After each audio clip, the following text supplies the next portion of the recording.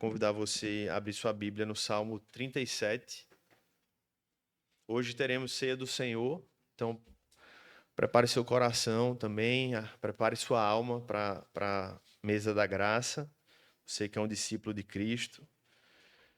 E, inclusive, também teremos a apresentação de novos membros aqui hoje, né, que encerraram a turma do Bem-vindo à Nova Vida. Então, faremos também esse momento aqui em breve após a mensagem. Salmo 37, a partir do verso 1.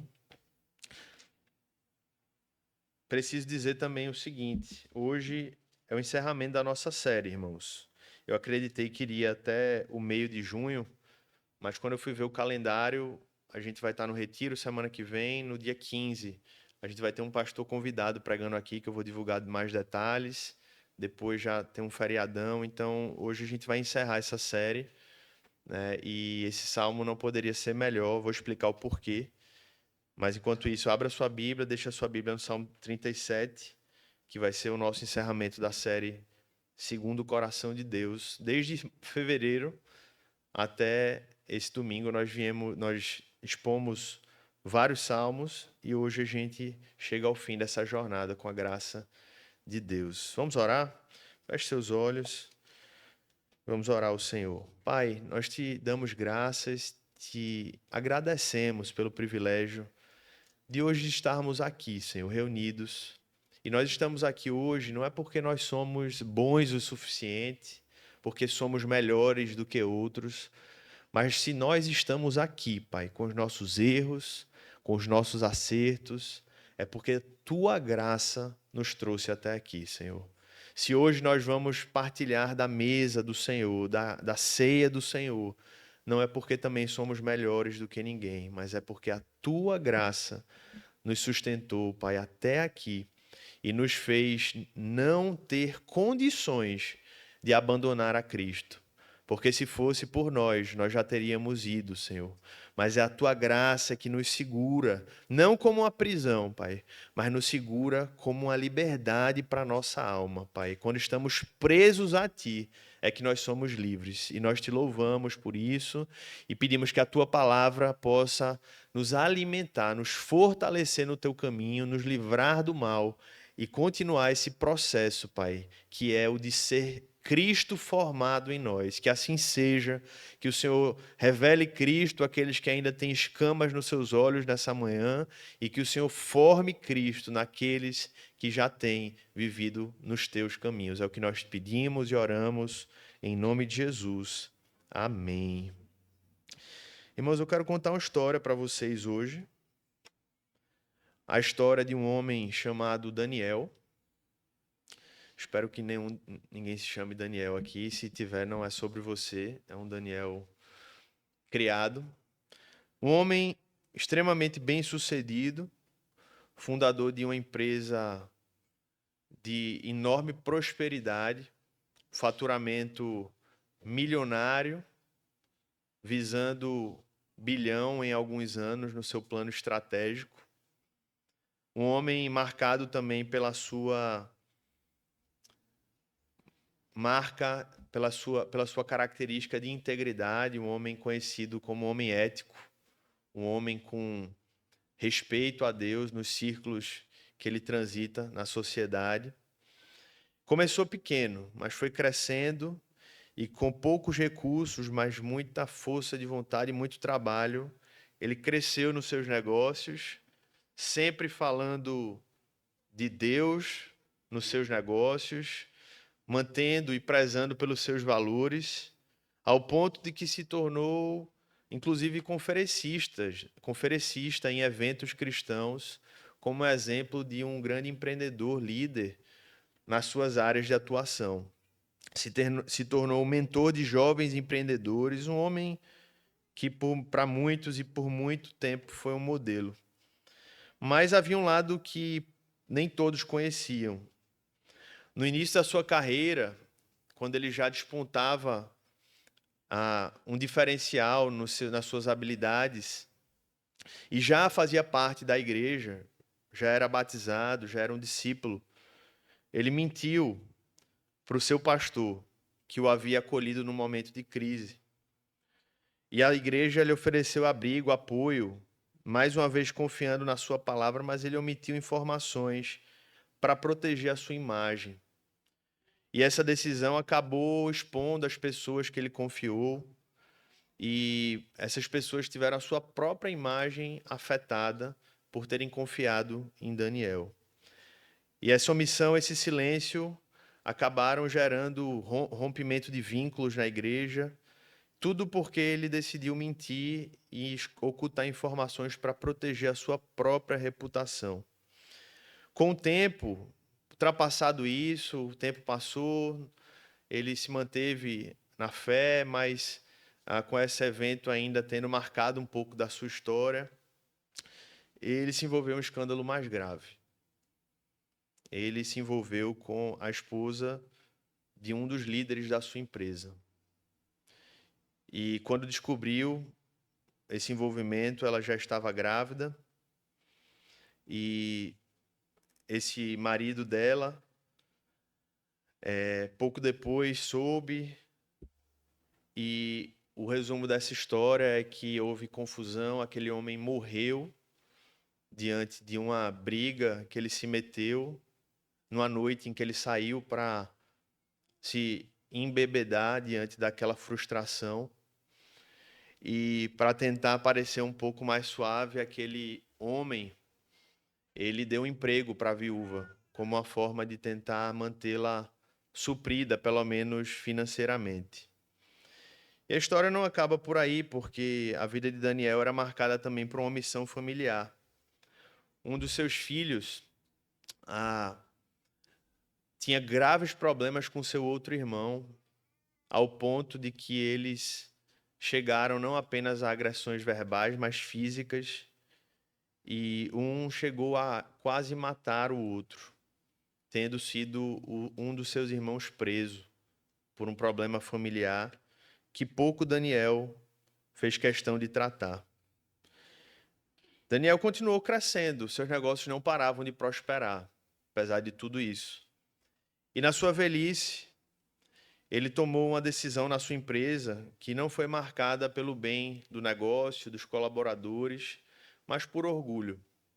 E aquela decisão que poucos apoiaram gerou um grave problema e que trouxe prejuízos financeiros enormes, ao ponto de ele ter que realizar várias demissões, e muitas vidas foram prejudicadas por aquilo. Hoje, Daniel se encontra aposentado e ele tem um hobby de escrever. Escrever nas redes sociais, ele criou até um blog. E o seu último texto foi: confie no Senhor e faça o bem. Deleita-te no Senhor, e Ele satisfará os desejos do teu coração. E aí a pergunta que surge é: quando a gente escuta uma história de um homem como esse, será que a gente poderia reconhecê-lo como um homem justo? O que é que passa a nossa mente ao ouvir a história desse homem, pelo menos nessas linhas gerais que a gente acabou de ouvir? Muito provavelmente você já criou um tipo de repulsa, de insatisfação, indignação ou desprezo, ou talvez compaixão pela história desse homem. Mas sem dúvida, ao ouvir boa parte dessa história, se há uma coisa que você diria é: esse homem, com certeza, ele está muito longe de Deus. Mas a verdade, irmãos, é que essa história ela é simplesmente uma história remodelada da história de Davi. Todos esses pecados que você viu que ele cometeu foram pecados que Davi também cometeu na sua caminhada, e que nas últimas semanas e meses nós passamos por vários deles. As suas mentiras e omissões que geraram muitas mortes, inclusive dos sacerdotes, que aqui eram representados pelos pastores, que foram afetados em sua imagem. O adultério, que não poderia ser mais claro aqui, com o prejuízo da morte de uma pessoa e escândalos consequentes. Tomadas de decisões movidas por orgulho que impactaram e prejudicaram várias pessoas daqueles que estavam sob o seu comando. E a verdade é que a história de Davi ela é muito menos romântica do que as crianças costumam ouvir no departamento infantil. é muito mais complexa do que aquilo que a gente costuma aprender quando a gente está ouvindo sobre Davi em outros lugares, do que quando a gente para ler realmente a sua história na palavra de Deus. E a pergunta que volta inevitavelmente aqui é: Davi encerra o seu último salmo, porque no Salmo 37 você pode ler aí no versículo 25, que ele deixa claro que ao escrever esse salmo, ele era velho. Então, se não foi o último, foi um dos últimos salmos escritos por Davi. Ele diz aqui, no versículo 25 do Salmo 37: Fui moço e agora sou o quê? Sou velho. Porém, e aí ele fala: porém jamais vi o justo desamparado, nem a sua descendência a mendigar o pão. O que eu queria focar aqui é nessa primeira parte. Davi era velho quando escreveu esse salmo. E o tema desse salmo é nada mais, nada menos do que uma distinção entre o modo de vida, os princípios e as decisões que um justo segue em comparação com aquele que é ímpio. E não temos como deixar de ler esse salmo sem fazer a pergunta: mas será que Davi era um justo? Porque a história de Davi nos faz olhar para ele e dizer: será que realmente Davi era justo? Porque ao menos ele se vê como justo. Ele se coloca como alguém que no final da sua história, depois de tudo que ele viveu, depois de todos os pecados, depois de tantas atrocidades, a palavra de Deus ainda o descreve como justo. E a pergunta que vem é: o que afinal de contas é um justo biblicamente?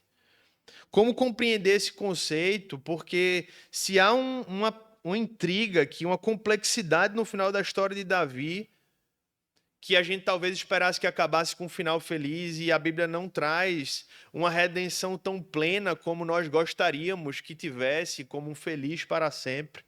Davi acaba e os seus filhos mortos continuam mortos, todo o seu passado de mentira continua lá, a mulher com quem ele traiu continua ao seu lado, e o seu filho que o sucede, Salomão, é fruto da gravidez. Então, é uma história que ela acaba, e parece que a gente, se fosse escrever humanamente falando, a gente teria dado um final diferente. A gente teria feito algumas mudanças nesse enredo para que o final de Davi fosse um pouco melhor do que eu fui. E aí a gente volta para a pergunta: o que é um justo à luz da palavra de Deus? E é isso que o Salmo ele responde. Eu não vou ter tempo de expor, são 40 versículos, não vou ter tempo de ir versículo após versículo, mas eu queria ir por algumas passagens que mostram o que é um justo à luz da palavra de Deus. E o porquê, nesse sentido, Davi, então, foi um justo. A palavra de Deus diz assim, versículos 3 a 5, leia comigo. Confie no Senhor e faça o bem. Habite na terra e alimente-se da verdade, agrade-se do Senhor, e Ele satisfará os desejos do seu coração. Entregue o seu caminho ao Senhor, confie nele, e o mais Ele fará. Tem duas palavras que se repetem aqui, dois verbos, duas ações, no versículo 3 e versículo 5. A palavra é confie. E se tem uma definição bíblica que marca o primeiro passo de um justo, é a confiança, irmãos. Davi certamente era um homem que teve muitos pecados, e a gente falou sobre isso durante mais de quase 3 meses e rememoramos rapidamente hoje aqui. Então, seus pecados, as suas lutas, as suas falhas são inegáveis. Mas assim como era inegável o seu pecado, também era inegável a sua fé. Davi era um homem que cria, que confiava. Mas confiava em quem? Nele, não. Confiava em Deus. Quem é esse filisteu incircunciso para falar assim do nosso Deus? E ele fala isso não por um orgulho próprio, não porque ele se achava capaz, mas porque ele tinha uma confiança tão plena, tão incisiva, tão clara em Deus, que ele disse: eu não posso deixar um homem incircunciso falar assim do nosso Deus. Ele cria em Deus. E na verdade, irmãos, biblicamente falando, se há uma raiz da verdadeira justiça, divina na vida humana, essa raiz, essa semente começa lá no fundo com a fé. Não é à toa que foi a justificação pela fé o tema central da reforma, um dos temas centrais da reforma que fez Martinho Lutero dar, se fosse necessário, a sua própria vida em nome da verdade, porque ele dizia: foi aberto mão da fé, as pessoas não acreditam mais na fé como instrumento divino para que a justiça de Deus seja imputada ao homem. E de onde Martinho Lutero tira isso, irmãos? Não só de Davi, mas ele tira de Abraão. Leia comigo Gênesis capítulo 15, versículo 6. Desde a antiga aliança, logo depois da queda, a gente vê que a palavra de Deus ela traz a fé, mas a fé em Deus, a fé em Cristo, a fé na redenção do alto como o primeiro passo para a justificação. Abraão creu no Senhor e isso lhe foi atribuído para justiça. Paulo pega esse versículo em Romanos e ele diz, olha, quando Abraão creu, quando ele confiou nas promessas de Deus, quando ele creu que Deus estava guiando a história em um propósito redentivo, quando ele creu que ele não poderia se salvar, quando ele entendeu e viu que o homem estava destinado à morte, mas que por meio da confiança na obra de Deus, na obra redentiva, ele poderia encontrar resposta para os seus problemas, para os seus males, mas principalmente para o seu pecado. Aí sim o homem pode ser justo e justificado aos olhos de Deus. E aí nós temos um dos primeiros homens convertidos. Abraão não se converteu porque ele era bom o suficiente, porque ele era um homem de coragem o suficiente para sair da terra de Ur. Abraão se converteu porque ele creu que o Senhor a quem ele servia era verdadeiro, que ele era poderoso para salvá-lo e que somente por meio dele poderia haver redenção plena para a miséria do pecado da humanidade. E foi assim com Davi também, meus irmãos. Em Romanos capítulo 4, leia comigo. O apóstolo Paulo ele cita não apenas Abraão, mas ele cita também Davi. Romanos capítulo 4, versículo 6.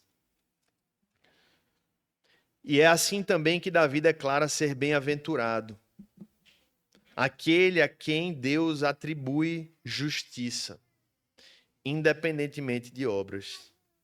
Davi disse, bem-aventurados aqueles cujas transgressões são perdoadas e cujos pecados são cobertos. Bem-aventurado aquele, o Senhor, jamais atribuir pecado.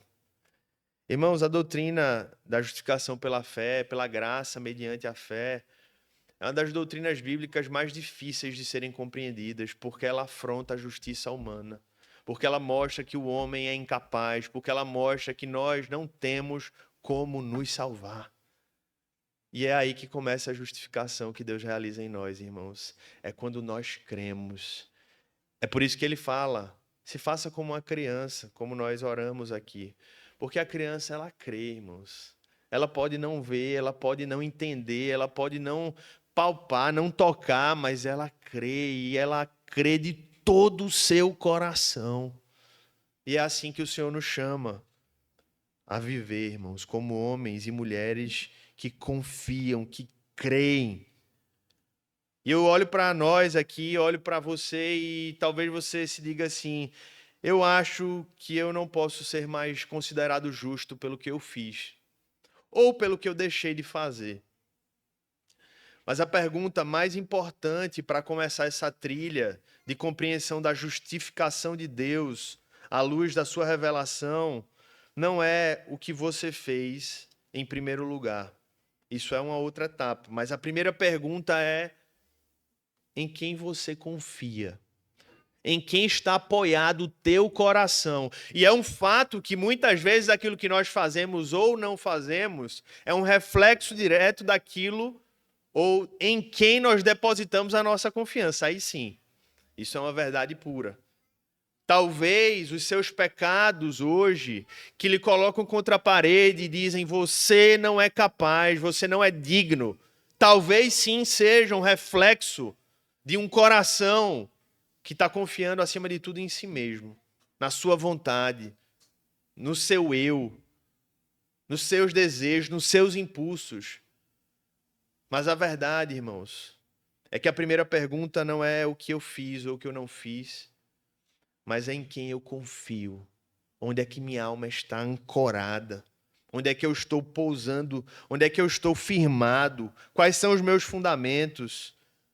E se há uma coisa que une Abraão, Moisés, Ruth, Esté, Davi e todos os santos e santas de Deus ao longo da história, homens e mulheres que amaram ao Senhor, mesmo com seus erros e acertos, é a sua confiança inabalável em um Deus que é Senhor e Salvador das nossas almas. Você crê? Esse é o primeiro chamado, meu irmão. É a fé. A fé que é um dom de Deus. E o justo é aquele que confia e que crê. Mas o justo que confia e crê, ele dá outros passos. Alguns versículos aqui, na verdade. Na verdade, do versículo 1 a 11, esse é o ethos daquele que crê. Se você parar para perceber, todo o Salmo 37, ele está apontando para o futuro. Não se irrite por causa dos malfeitores, então ele coloca o problema do mal, ele fala das injustiças humanas, que é inegável, mas ele diz assim, olha, a solução está naquilo que Deus vai fazer, porque em breve eles secarão, em breve eles murcharão. Isso no versículo 2. E aí mais para frente, a gente encontra ele falando, ó, entrega o teu caminho, confia. Ele vai fazer com que a justiça sobressaia como luz. Ele vai fazer, versículo 9, ele vai fazer os malfeitores serem exterminados. Eles serão exterminados. E os que esperam no Senhor, eles possuirão a terra. Então você vê que o salmo todo ele é construído em promessas que o salmista, o próprio Davi, olha para a sua história, olha para a sua vida e ele diz, olha, Deus não fez muitas coisas que nós esperávamos, mas ele vai fazer. E se tem uma característica, irmãos, que decorre da obra da fé na vida do justo, que foi justificado pela justiça de Deus em nossas vidas, é a paciência. É a arte de esperar em Deus. Porque o que é essa vida debaixo do sol, se não, no final das contas, uma espera para que a gente possa gozar plenamente daquilo que Deus prometeu para nós na eternidade. É claro que Deus nos deu a missão aqui agora, temos muitas coisas para realizar. Mas se nós pararmos para pensar, sobretudo numa ótica cronológica, a vida eterna será para sempre, não terá fim. Então, comparando o que nós temos hoje aqui diante da eternidade, a lógica humana diria, vamos passar logo dessa experiência, porque a eternidade é que vai ser a verdadeira vida. Mas o Senhor nos fez passar por essa vida. Mesmo depois de convertidos, ele diz, continuem no mundo, sejam sal e luz do mundo, preguem o evangelho. E o que muitas vezes vem no nosso coração é, Senhor, por que esperar tanto? Por que aguardar tanto? Por que o Senhor não antecipa a sua vinda? Por que o Senhor não resolve logo os problemas? Por que o Senhor não extirpa logo o mal? E a Bíblia nos diz, irmãos, porque o justo é aquele que precisa aprender a esperar com paciência. Deus precisa moldar isso no coração do justo. E é exatamente o oposto do que a gente vive hoje. A gente vive numa cultura de pressa, de indignação, de celeridade, de inquietação. E o salmista nos convida a um outro ritmo, ao ritmo do descanso e da espera. Davi esperou demais, irmãos. Se tem um homem que esperou, foi Davi. E na espera ele errou e acertou, mas ele esperou. Ele esperou Deus levar Saul, porque ele disse, eu não vou tirar a vida de Saul. Ele esperou Deus resolver as contas com Doeg, aquele homem mau que tramou tantas coisas contra ele, como nós vimos. Ele esperou Deus dar os comandos para como ele ia lidar com Absalão, seu próprio filho que se rebelou contra ele. E ele pôde ver que, apesar dos seus erros, Deus usou e conduziu a história de maneira majestosa para cumprir todos os seus propósitos. No tempo certo, ele levou Saul.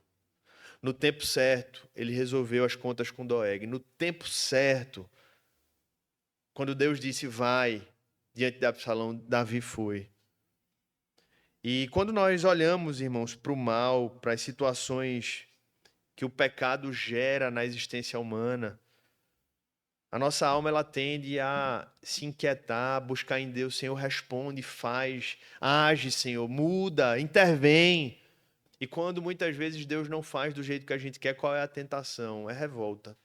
É dizer, Senhor, por que tu não faz? Por que tu não ouves? Por que tu não respondes? Por que os ímpios prosperam?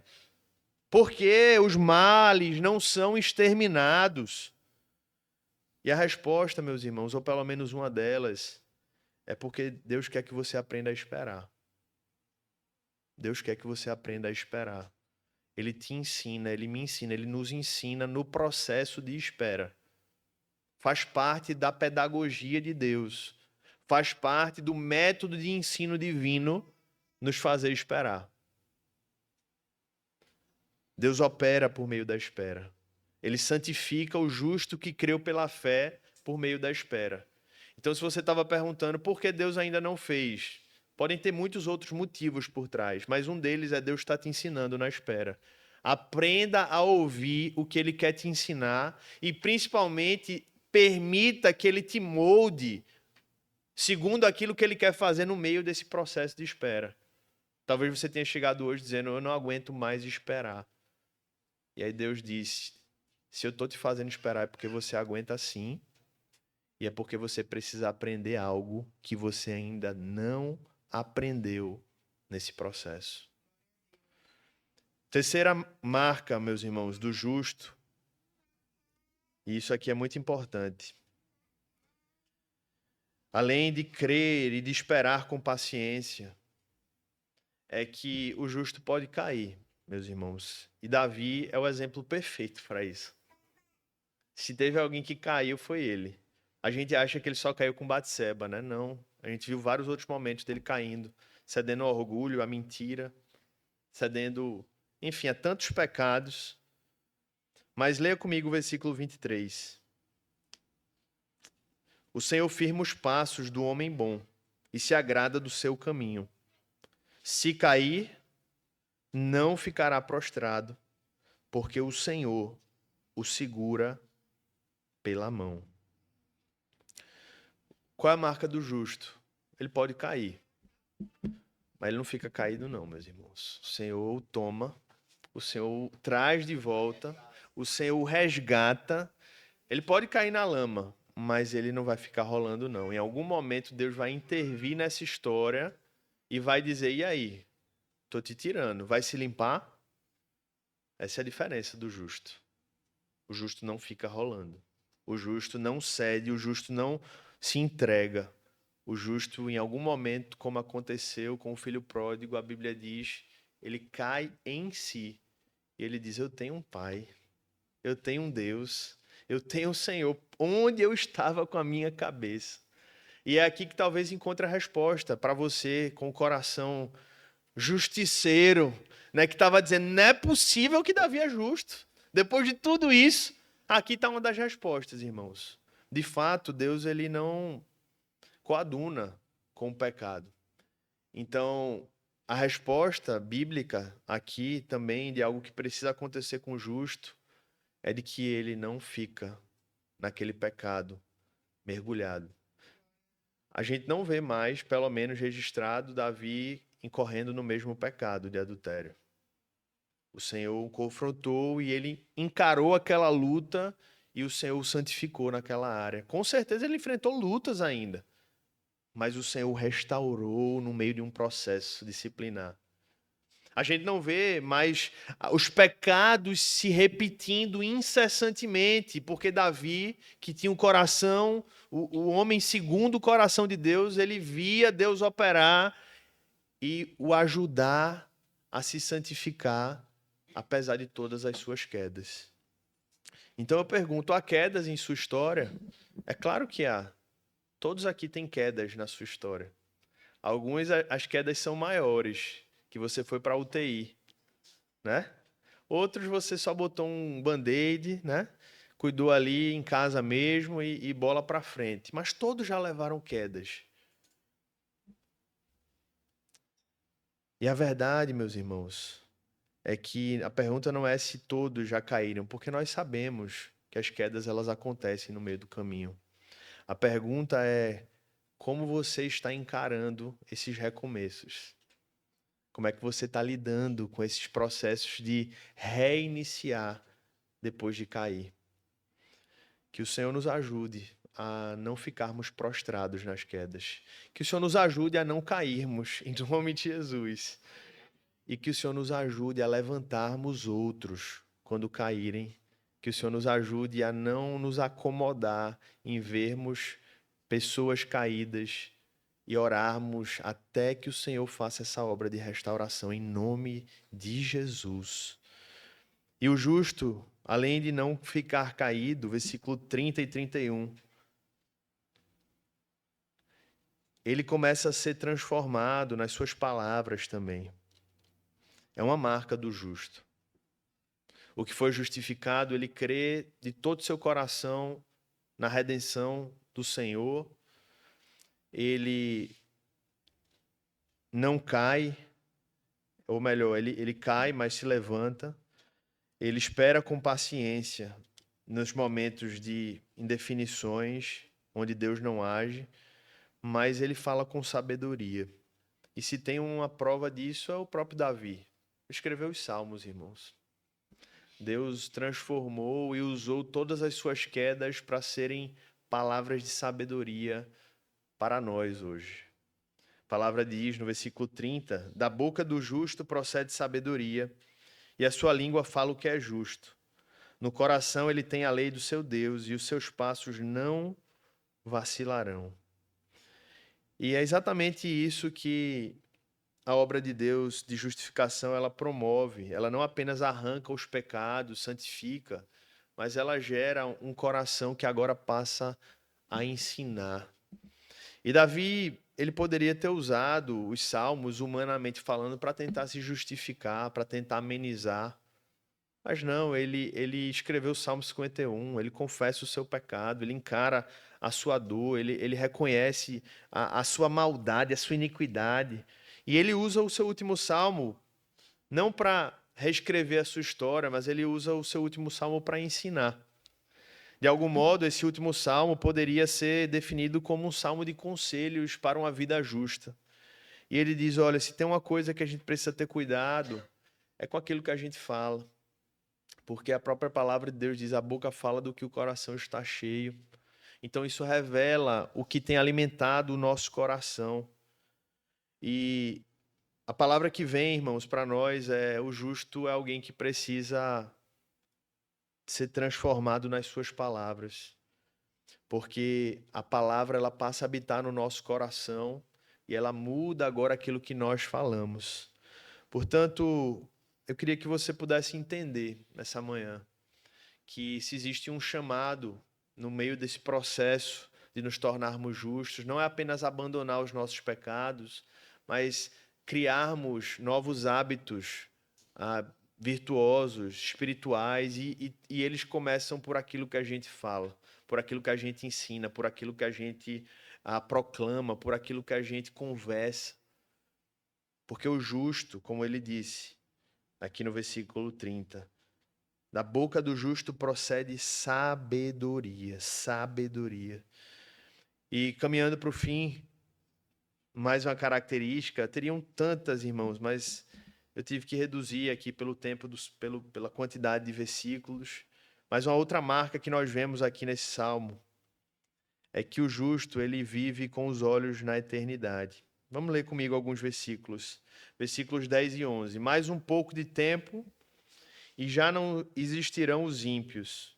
Então, mais uma vez, a gente vê essa expectativa de espera. Deus sempre colocando, dizendo, olha, não está do jeito que vocês querem, mas eu estou prometendo, vai chegar o dia, eu vou voltar, eu vou restaurar. Eu estou num processo de realizar a obra. Você procurará no lugar onde eles estavam e não os encontrará. Versículo 11. Mas os mansos herdarão a terra e terão alegria na abundância de paz.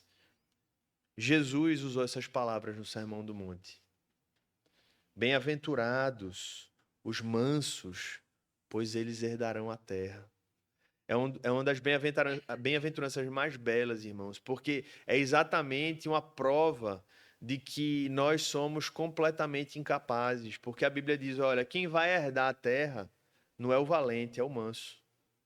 Porque na nossa visão humana, a gente só consegue e conquista aquilo que a gente luta para trabalhar e para conseguir, não é? Não é assim, a verdade humana, o dia a dia das coisas, né? E não poderia ser diferente se a gente estivesse falando do nosso meio de trabalho em primeira mão, em primeira instância. Você tem que trabalhar por aquilo, tem que lutar por aquilo que você quer. Mas o reino de Deus vem e diz, olha, no final das contas, a redenção, a salvação, a vida eterna, ela é conquistada não pela força do homem, mas pelo poder de Deus. E aqueles que são mansos, que têm poder, mas um poder sob controle, são esses que vão herdar a terra. São a esses que meu pai vai dizer, vinde benditos do meu pai, tomem por herança o reino que lhes foi preparado desde a fundação do mundo. Então, irmãos, Davi, ele enxergava, ou pelo menos no final da sua vida, ele conseguiu começar a enxergar o mundo com os olhos da eternidade. Um rei que conquistou o mundo com as suas guerras, mas ele entendeu que tudo aquilo que ele conquistou não era nada diante da eternidade. E talvez você esteja hoje aqui pensando já no amanhã, na segunda-feira, no compromisso, na reunião, no trabalho, na conversa difícil que você vai ter, na conta que você tem para pagar. E é somente quando nós olhamos o mundo com os olhos na eternidade que nós vamos conseguir refazer o nosso interior. Não para ignorar os problemas do amanhã, mas para encará-los da maneira que Deus quer que a gente encare. Davi, ao escrever esse salmo e outros, irmãos, com certeza ele tinha várias lutas acontecendo ao seu redor. Mas ele disse, eu preciso enxergar além. Eu não posso ficar preso aqui olhando apenas debaixo da minha realidade. Eu preciso olhar para a eternidade. Eu preciso olhar para além daquilo que os olhos podem ver. E lá nos versículos 29 ao 34, voltando para o fim do salmo, ele mais uma vez fala desse estilo de vida do justo, que olha para a eternidade. E mais uma vez ele fala, os justos herdarão a terra e nela habitarão para sempre. Obviamente ele estava falando da Nova Jerusalém, da eternidade. Afinal de contas, aquele já tinha conquistado tudo. Davi era um rei imponente, vitorioso nessa época. Ele estava falando daquilo que as suas mãos não podiam conquistar. E ele diz, aquilo que a gente já leu, versículo 30 e 31, e aí no 32 ele fala, o perverso espreita o justo e procura tirar-lhe a vida, mas o Senhor não o deixará nas mãos do perverso, nem o condenará quando for julgado. E ele termina dizendo assim, ó, espere no Senhor e ande nos seus caminhos. Ele o exaltará para que você herde a terra. Você verá quando os ímpios forem exterminados. E aí lá no versículos 39 ao 40, ele diz assim, ó, mas a salvação dos justos vem do Senhor. Mostra essa obra de redenção vinda de Deus, uma operação de salvação que vem do alto. Deus nos encontra, Deus nos salva, Deus nos cura. E ele diz, ele é a fortaleza deles em tempos de angústia. O Senhor os ajuda, o Senhor os livra. Livra-os dos ímpios e os salva, porque nele buscam refúgio. Então, meus irmãos, Davi chegou ao final da sua história, olhando para a eternidade. E isso foi fruto não apenas de uma obra pontual de Deus, foi fruto de uma história de um homem que entendeu que para onde ele olhava, enquanto ele olhava humanamente falando, ele se frustrava, ele pecava, ele errava. Mas quando ele olhava para o alto, e ele não olhava para Golias, mas ele olhava para Deus, quando ele ouvia a voz do profeta e não a voz do seu coração, quando ele voltava para a palavra de Deus e não a voz dos seus grandes e inúmeros súditos, Mas quando ele olhava para as coisas do alto, ele conseguia, a partir de agora, encarar a vida de uma perspectiva diferente. E ele chega ao final da sua vida, podendo escrever um testamento, uma carta final, um louvor, uma oração que de fato distingue justos e ímpios. E não poderia ser mais emblemática as últimas palavras de Davi, sobretudo de um homem que encarou as mais profundas lutas, os mais terríveis pecados. E nós não temos como encerrar essa história, essa reflexão, esse enredo, essa vida, porque de algum modo nós vivemos a vida de Davi nesses meses, sem olhar para Cristo. Porque se nós pararmos para pensar, no final das contas é tudo sobre a obra de Cristo. Ele é o verdadeiro justo que nunca pecou e, pelo contrário, assumiu o lugar dos injustos. Ele foi entregue à morte, à cruz, para que a gente pudesse viver por ele. Ele foi desamparado por um momento para que a gente pudesse ter a certeza de que ele nunca nos abandonaria. E é em Cristo que todas essas promessas do Salmo 37, elas se cumprem. Então, a gente olha para nós e pergunta: Senhor, como é que eu posso confiar? Como é que eu aprendo a esperar? Como é que eu posso lidar com tudo isso? Porque eu não sou capaz disso. Eu sou incapaz, eu não tenho força. Quando eu vou pela força do meu braço, eu quebro a cara. Eu erro e erro de novo. E é aqui que nós olhamos para a cruz, irmãos. É aqui que nós olhamos para Cristo. É aqui que Davi tem como a sua principal marca de vida. Não foi Salomão, não foi o templo, não foi as guerras, não foi nada. Mas ele é conhecido como o quê? O filho de Davi. Jesus, o filho de Davi. Porque a principal marca da vida de Davi foi ter sido um ascendente de Cristo. É isso que marca a sua vida. Porque Davi foi Davi, irmãos. Porque Davi escolheu Davi. Não era sobre Davi, nunca foi sobre Davi. Era tudo sobre o que Deus estava realizando no meio da história, por meio de Davi e da sua descendência. Então isso serve para a gente olhar para nós hoje e dizer: Senhor, eu não sei como, eu não sei quando, eu não sei onde, eu não tenho muitas respostas, mas eu tenho e ela é suficiente. Cristo morreu por mim, Cristo ressuscitou e por meio dele eu posso encontrar vida, por meio dele eu posso encontrar restauração, por meio dele eu posso encontrar respostas para os problemas que o homem não responde. Então, meus irmãos, essa série não é sobre Davi, essa série é sobre Cristo Jesus. E ele só foi um homem segundo um coração de Deus porque ele estava se colocando dentro dos propósitos redentivos. Qual é o maior legado de Davi? Cristo. Tire Cristo da história de Davi. Davi é mais um homem. Mas Deus usou Davi, meus irmãos, porque dele viria o rei prometido. Dele viria o grande homem que era Deus e, sendo Deus, se fez homem. Então, se você simplesmente escuta isso tudo e diz assim: eu não sei como crer, olhe para Cristo, porque a fé é um dom de Deus. Ninguém aqui pode produzir fé no seu coração, Deus pode. Porque se é um dom, Ele pode dar a você. Se você diz assim: Senhor, eu não creio, ore e diga: Senhor, me dá fé. Ele dá, irmãos, e dá graciosamente àqueles que o buscam em contrição. Eu não sei esperar, vá até Cristo. Ele soube esperar e esperou muito bem. Ele arquitetou esse plano da redenção desde a fundação do mundo. Apocalipse diz que ele foi entregue como cordeiro antes da fundação do mundo, mas ele esperou o momento, na plenitude dos tempos, para encarnar, para se fazer homem. A gente não consegue entender isso, porque a gente está dentro do conceito de tempo, de espaço. Mas ele, que está fora do conceito de tempo, de algum modo esperou o momento, se é que nós podemos dizer isso, porque ele não está sujeito, mas ele aguardou o momento em que ele encarnaria, e ao encarnar, ele passou 30 anos como um rei do mundo que ninguém reconhecia. Passou 3 anos preparando seus discípulos, ensinando, corrigindo, vendo eles falarem tanta besteira, fazerem tantas coisas erradas. E esperou até o momento que ele seria finalmente entregue para morrer na cruz do Calvário. Esperou 3 dias para ressuscitar. Depois passou mais 40 dias antes de ir para o céu.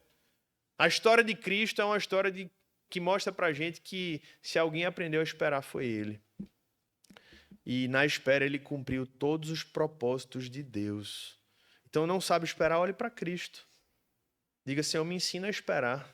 Eu não sei esperar, não. Me ajuda a esperar. Se não sabe se levantar, olhe para Cristo. Ele não se levantou do pecado cometido por ele, mas ele se levantou do pecado cometido por nós. Porque o que foi o túmulo durante 3 dias, senão o Filho de Deus sendo moído pelo nosso pecado? E ele levantou do pecado, meus irmãos. Santo, glorioso, poderoso. Não sabe levantar do pecado? Pergunte a Cristo.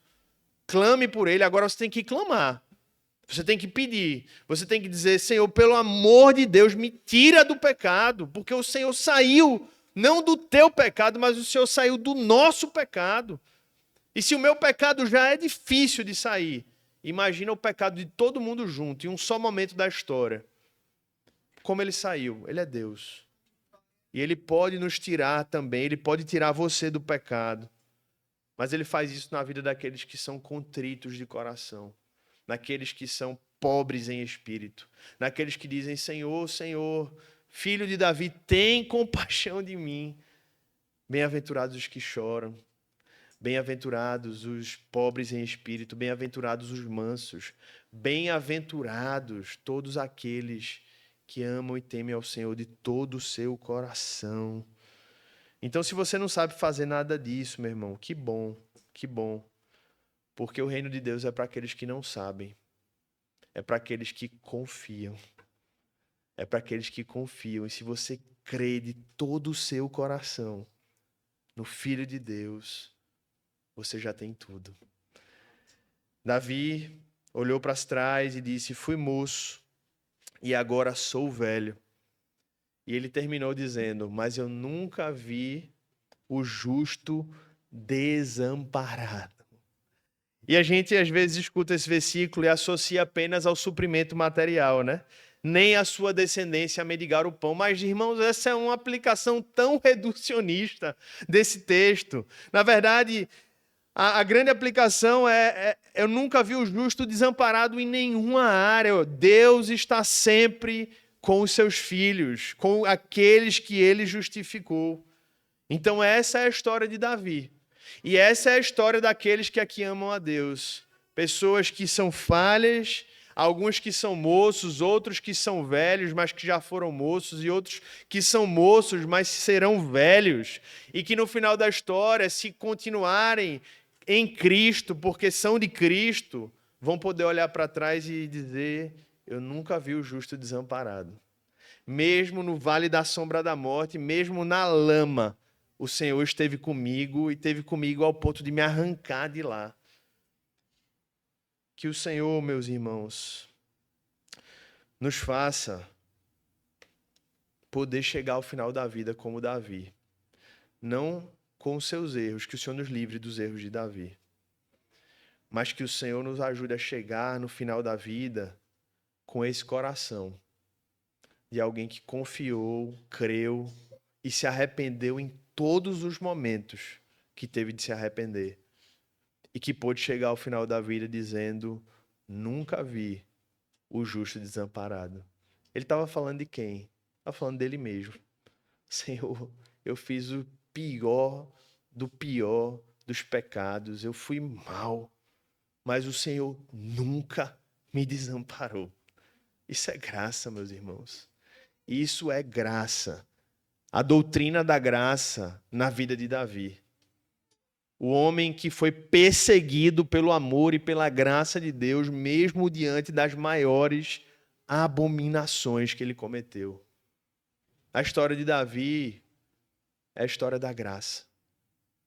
As nossas histórias são as histórias da graça. Nós estamos diante dessa mesa por causa da graça. Nós só estamos aqui hoje, meus irmãos, porque o Senhor nos alcançou, nos resgatou, nos perdoou, nos limpou. Que você se constranja com a graça de Deus. Que você agradeça a Deus pela sua graça na sua vida. E diga, Senhor, onde eu estaria se não fosse o Senhor na minha vida, Pai? Ô Senhor, tem misericórdia das nossas vidas. Obrigado, Pai. Nós oramos, Pai, porque diante da Tua palavra, nós nos dobramos em adoração e oração. Não tem como ouvir a Tua palavra com o coração aberto e não terminar prostrado.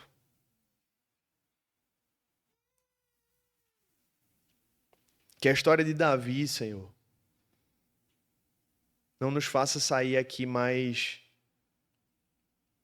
encorajados apenas, mas estimulados por um homem que fez tantas coisas grandes. Que a história de Davi nos faça sair daqui com os nossos joelhos dobrados diante de Ti e com a nossa alma rendida aos Teus pés, Senhor. Esse homem foi segundo o coração de Deus, não porque ele era melhor do que ninguém, mas porque a Tua obra, a Tua graça o alcançou. Que o Senhor tenha misericórdia de nós. Que o Senhor perdoe os nossos pecados. Que o Senhor nos constranja com a Tua graça, Senhor. E que essa graça não apenas nos livre dos males, mas nos faça odiá-lo. Odiar o mal, Senhor. Odiar o pecado. Que nós possamos aprender com os erros de Davi. Que o Senhor nos faça entender que a gente não precisa fazer igual para poder entender que isso não presta. Nos ajuda a vencer o orgulho, Pai. Nos ajuda a vencer a mentira. Nos ajuda a vencer a soberba. Nos ajuda a vencer a imoralidade. Nos ajuda a vencer tudo aquilo que vem para roubar, matar e destruir. E nos ajuda a voltar os olhos para Cristo, Senhor. Que foi o que Davi fez em todos os seus momentos. Que o Senhor molde o nosso coração, Pai. Segundo o coração de Deus, segundo o Teu coração. Que o Espírito Santo faça essa obra, porque nós não sabemos como, nós somos incapazes, mas nós cremos que aquele que começou a boa obra é fiel para completá-la até o dia de Cristo Jesus. Aleluia. Faz isso em nossas vidas, Senhor. Purifica a Tua igreja, Senhor. Não nos deixa ficar na lama. Em paz. Que a lama seja um inferno para a gente, Senhor. E pelo contrário, nos usa como instrumentos para arrancar outras pessoas da lama. Nos ajuda a sermos instrumentos que moldam outros corações à luz da obra que o Senhor tem realizado em nossas vidas. Perdoa os nossos pecados e, principalmente, nos dá Cristo todos os dias. Nos oferece Cristo, Senhor, todos os dias. Nos faz olhar para Cristo todos os dias. E diante dessa mesa, a mesa da graça, onde nós temos a convicção de que o Senhor está presente aqui no meio da igreja, e espiritualmente a presença real de Cristo está entre nós, que aqui hoje haja cura para as nossas almas. Que aqui hoje haja, Senhor, um renovo pelo primeiro amor, Pai. Que aqui hoje haja um temor renovado, porque Cristo está no nosso meio. E quando Cristo está no meio da igreja, a glória de Deus é testemunhada. E diante da glória de Deus, nós somos como o profeta Isaías. Ai de mim, Senhor, um homem de lábios impuros no meio de um povo de puros lábios.